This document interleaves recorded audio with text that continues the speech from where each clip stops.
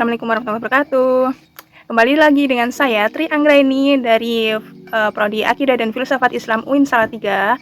Saya akan mereview materi dari filsafat manusia, yaitu pertemuan ketiga, esensi manusia menurut aliran materialisme dan idealisme. Nah, terdapat beberapa aliran filsafat manusia, diantaranya dua aliran tertua dan terbesar, yaitu materialisme dan idealisme. Materialisme adalah aliran dalam filsafat yang meyakini esensi kenyataan, termasuk esensi manusia, adalah hal yang bersifat materi atau fisik. Ciri hal yang bersifat fisik yaitu menempati ruang dan waktu, memiliki keluasan, dan bersifat objektif. Oleh karenanya, materi tersebut dapat diukur, dihitung, dan diobservasi. Dengan demikian, segala yang tidak menempati ruang, misalnya seperti jiwa atau hal spiritual, ditolak keberadaannya. Penjelasan atau peristiwa atau gejala-gejala yang terjadi pada kenyataan dan manusia harus berdasarkan pada data-data yang bersifat indrawi. Materialisme percaya bahwa setiap gerak bisa dijelaskan menurut hukum kausalitas atau hukum sebab akibat atau hukum stimulus respon. Akibat selanjutnya adalah manusia dianggap sebagai makhluk yang deterministik atau ditentukan oleh kekuatan eksternal, tidak memiliki kebebasan atau independensi. Perilaku manusia tidak lain ditentukan oleh gejala-gejala alam yang bisa dijelaskan menurut hukum sebab akibat atau stimulus respon. Misalnya, gejala psikologis seseorang yang marah yang merupakan respon karena perkataan atau sikap orang lain. Dengan demikian, perilaku manusia tidak berasal dari dirinya sendiri. Manusia berperilaku karena kekuatan eksternal, yaitu adanya sebab yang mendahuluinya, yang menuntut untuk diberikan respon atau reaksi. Dengan demikian, hakikat atau esensi manusia di alam semesta menurut materialisme adalah manusia merupakan bagian dari alam yang berupa materi. Manusia adalah mesin yang terdiri dari kumpulan sel atau saraf yang berjalan secara mekanis. Manusia adalah objek yang substansinya berkeluasan sebagai daging yang menempati ruang dan waktu, yang mengalami perkembangan dan penyusutan seiring dengan perjalanan waktu. Nah, setelah kita membahas tentang materialisme, kita akan membahas tentang idealisme. Apa itu idealisme? Idealisme meyakini bahwa esensi kenyataan termasuk esensi manusia adalah spirit atau jiwa atau roh. Kekuatan dari kenyataan spiritual ini adalah aktivitas berpikir yang bisa diukur menggunakan metafor-metafor kesadaran manusia seperti berkehendak, berperasaan, kreatif, dan lain sebagainya.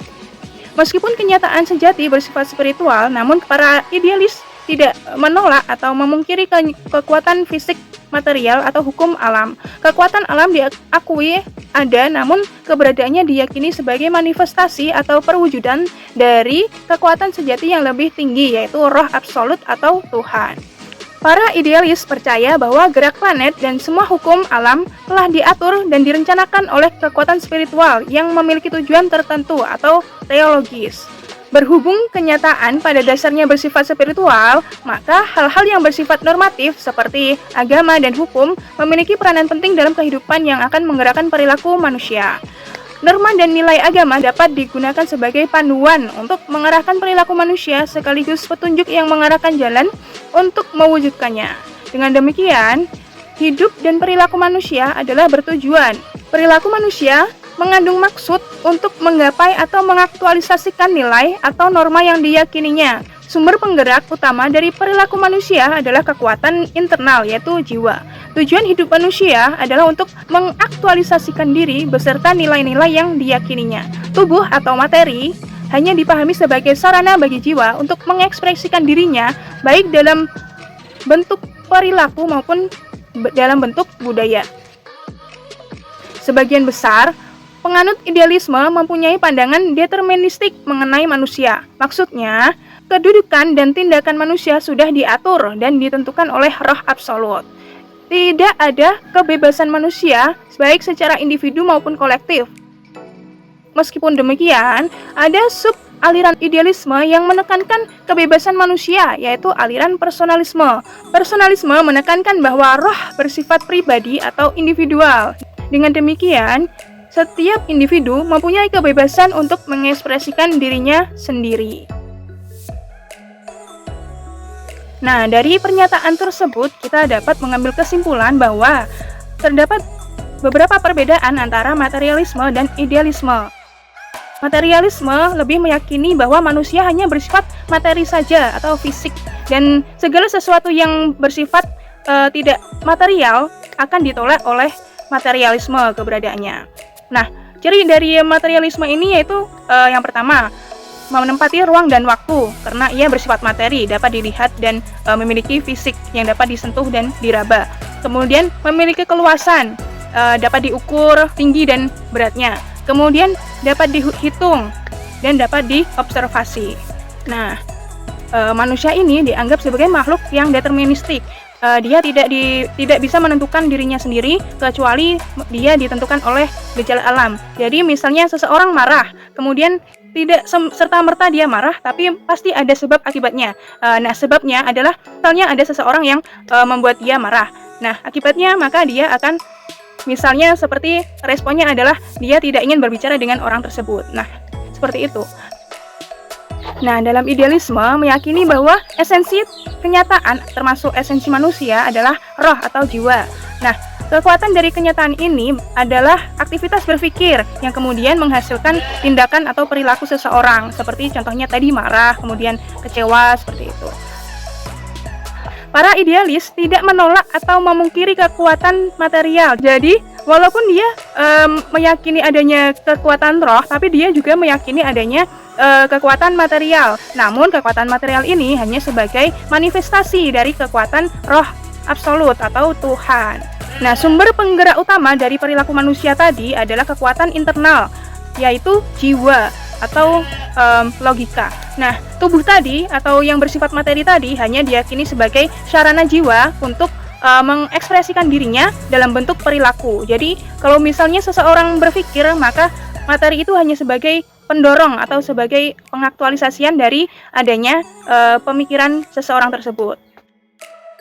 Nah, untuk seseorang yang memiliki sifat idealis, maka dia akan cenderung teguh pada pendiriannya, kemudian ia meyakini atau beriman pada roh absolut tersebut, kemudian dia juga memiliki sifat yang rasionalis atau memiliki sifat yang idealis terhadap prinsipnya.